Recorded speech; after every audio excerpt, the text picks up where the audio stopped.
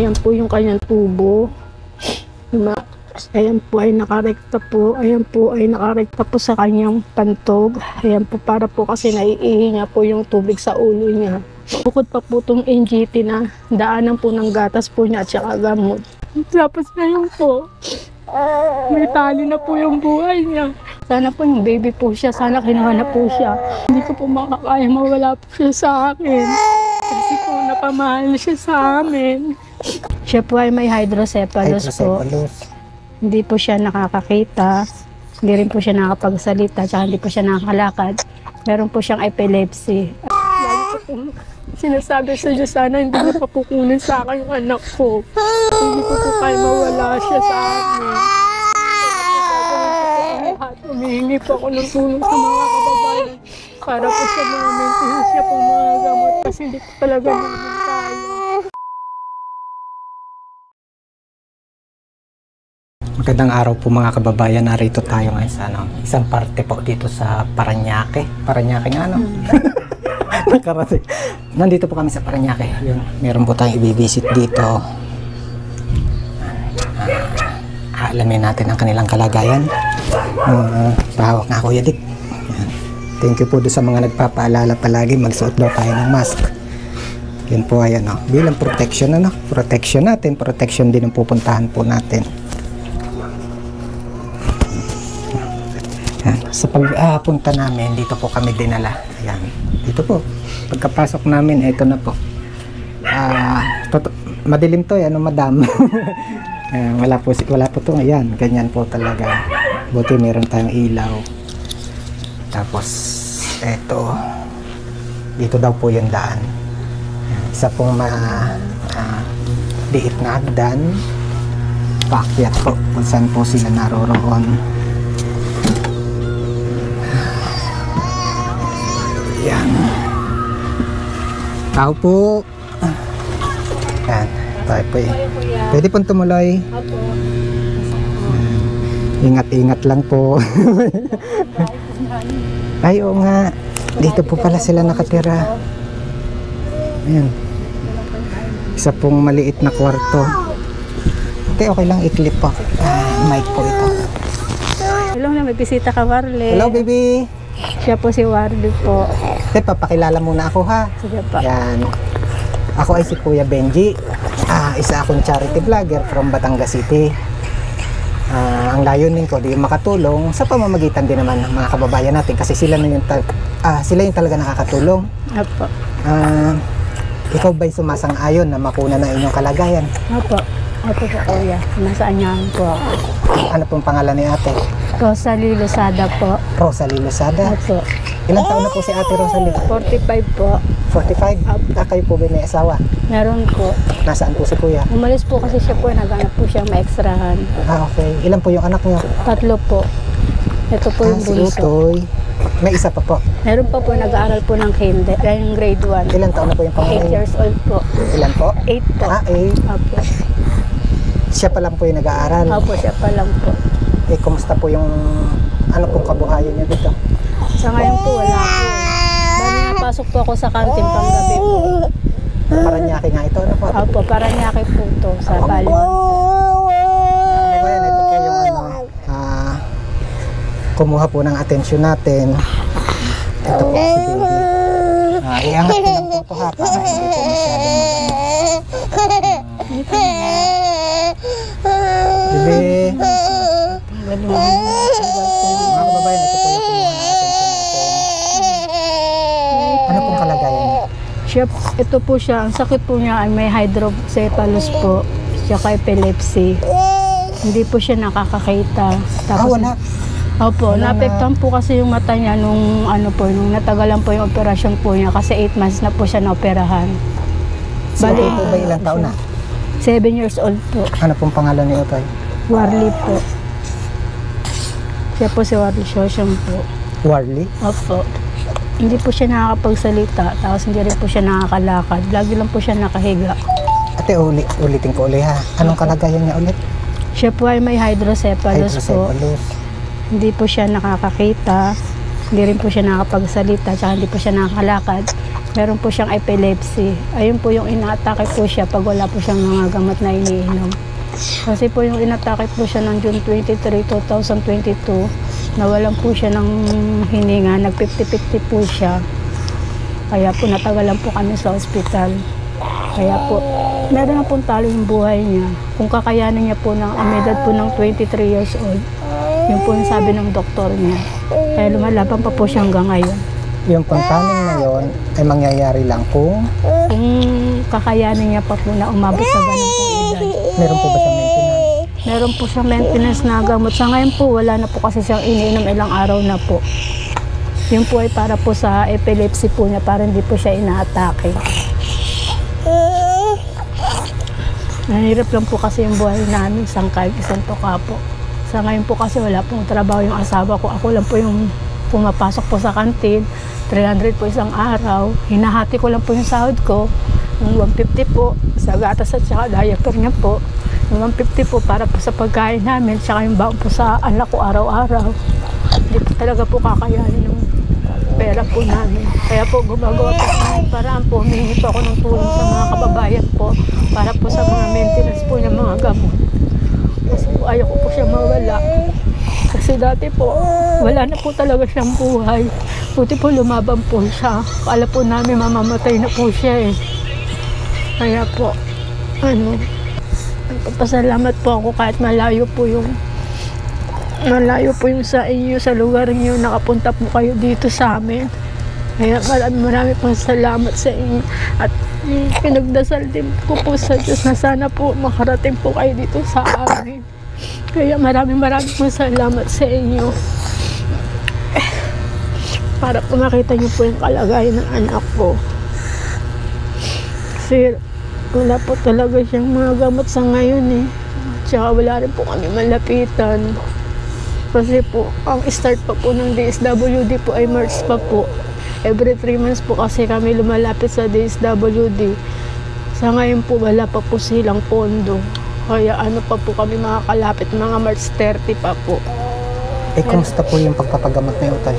Yung pagpapadoktor? Yung okay naman po yung pagpapagamot niya. Kailangan lang po talaga yung mga maintenance niya po na iinumin po para hindi po siya aatakihin. Yun po kasi ang sabi ng doktor, pag wala po siya kasi iniinom, inaatake po siya. Na po kasi yan eh, nung naglalaway po siya tapos gumaganon po yung kamay niya. Kaya dinadala po namin siya sa PGX, tinuturukan po siya pampakalma. Siya po ay naoperahan na po siya sa PGX. Ayan po yung kanyang tubo. Ayan po ay nakarekta po. Ayan po ay nakarekta po sa kanyang pantog. Ayan po para po kasi naiihi niya po yung tubig sa ulo niya. May tubo sa ulo? Bukod pa po itong NGT na daanan po ng gatas po niya at saka gamot. Oo nga, Ten. Napansin ko to. Opo, ayan po para yun. Saan po yan? Dito po kasi pinapada yung gatas po at saka gamot kasi po hindi siya po makalunok. Dati po kasi sa bote po siya dumedede. Nung inatake po kasi siya ng ng epilepsy, nawalan po siya ng hininga. Bali dito po kasi siya pinadaan muna kasi nagkaroon po ng baga yung tubig niya po. Nagkatubig ang baga? Opo, kaya ang ginawa po ng mga doktor, habang buhay na po ito nakakabit sa kanya. Sabihin, habang buhay siya, hindi kakain, gatas lang ng gatas? Opo, gatas lang po. Ano pong gatas niya? Bear Brand po yung gatas niya. Kasi ngayon po, ang binili ko lang po sa kanya ay Bears 3 kasi yun lang po yung kaya kong bilhin. Pwede naman po yung Bear Brand? Opo, pwede naman po siya. Pag wala po kaming pambili, ito po yung binibili ko. Pero pag meron naman po nagbibigay, Bear Brand naman po yung binibili po namin. Yan na.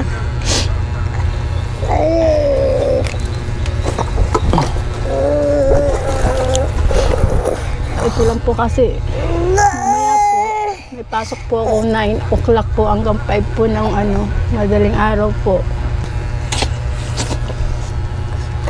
Mga kababayan, ito lang talaga yung kabuuan ng bahay niyo? Opo, ito lang po. Maliit lang po to. Ito po ay sabihan ng kupo, nakikitira lang po kami dito. Wala kayong sariling bahay? Wala po kami sariling bahay. Maliit lang po talaga. Pag pumesto kayo rito, parang siksika na. Opo. Tapos lahat po nandito na. Opo, dito na po kainan po namin. Kusina.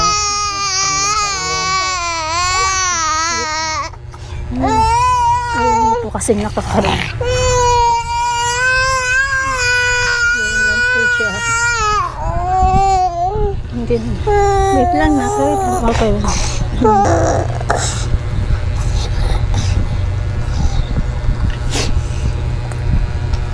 Ito na. Again mga kababayan, dito po to sa Parañaque ito. Ano po? Opo. Kung mahirap yung buhay sa probinsya, alam ko mas mahirap dito. Kasi dito sa ganitong klaseng lugar, wala nang pwedeng pagtaniman. Lahat talaga bibilihin, ano? Opo, lahat po talaga bibili. Kumusta ang buhay nyo dito? Ito po. Kahit pa paano po, nakakaraos naman po kami sa pagkain po tsaka sa gatas niya po. Kaya lang po yung sa gamat po, hindi po talaga namin nabibili kasi sobra pong mahal. Yung isang bote po kasi niya, Valproate po niya, 836 po to. Ito po kasi yung iniinom niyang pang-maintenance po. 836 po yan, isang bote po. Ito naman po, 1936 naman po to.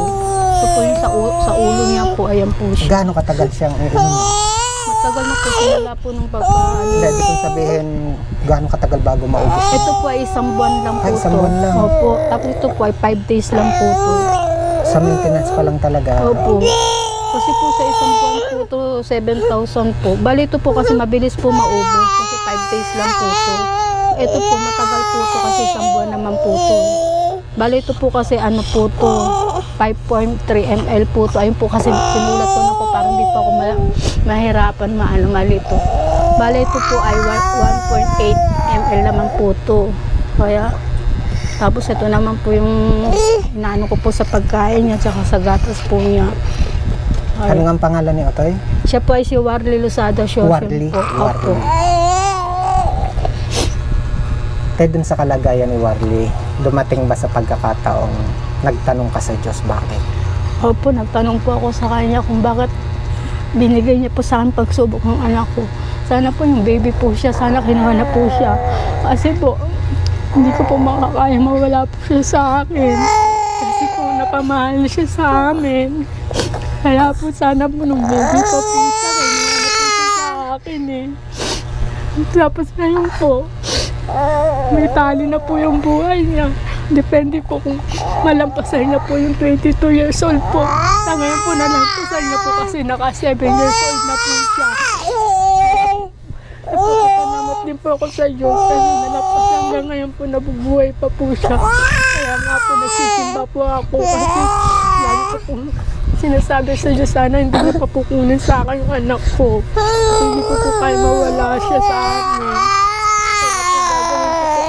Humihingi po ako ng tulong sa mga kababayan para po sa mga maintenance niya pong mga gamot kasi hindi ko talaga namin kaya na susanuhan po yung mga gamot niya kasi mamahal po eh. Tsaka ako lang po kasi ang pumapasok sa kantin, yung asawa ko po wala naman po kasi siyang trabaho, nag-extra lang po siya. Pupunta lang naman po sa kuryente namin, tapos sa pagkain po, tsaka sa gatas po niya, tsaka diaper. Kaya sana po, kaya po nung nalaman ko na pupunta po kayo kahit malayo po, nagpapasalamat po ako sa inyo dahil nakarating po kayo dito sa amin, kaya maraming salamat kuya.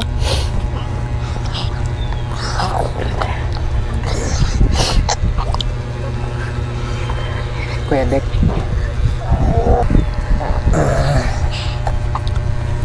Baby Warly, hello. Siya po ay nakakarinig po pag nakausap niyo po siya kasi hindi po siya nakakakita. Naiintindihan naman po yung mga sinasabi niyo po sa kanya. Baby, hello. Batanggan niyo ako nakarating sa Parañaque. Hello baby. Hello doon, Warly. Ate, di yun, tulad ng lagi kong sinasabi. Yan, mga kababayan, hindi naman talaga ako nakakatulong. Ang tunay na tumutulong, yan, mga kababayan natin, di kasabay nung panawagan natin, magdasal tayo, ano, na merong tulong.